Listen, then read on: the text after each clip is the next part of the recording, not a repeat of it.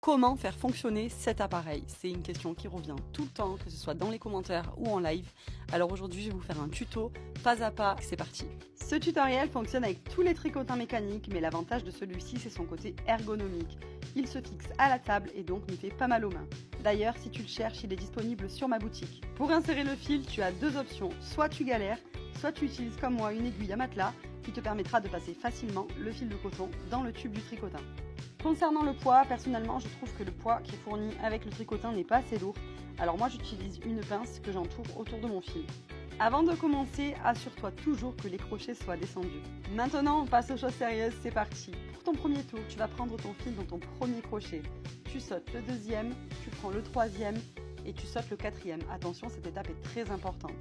Une fois que tu obtiens ça, tu vas pouvoir commencer à passer ton fil dans tous les crochets. L'erreur à ne pas commettre quand tu fais du tricotin, ça va être d'ajouter de la pression sur ton fil.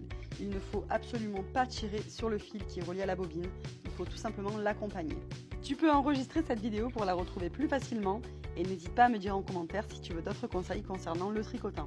Une fois que tu as obtenu la longueur souhaitée pour sortir ton fil du tricotin, il te suffit tout simplement de tourner la manivelle dans le sens inverse. Si tu me découvres, bienvenue dans mon univers créatif. Moi, c'est Maria, je suis créatrice en décoration, je fais du macramé et du tricotin. Alors n'hésite pas à t'abonner.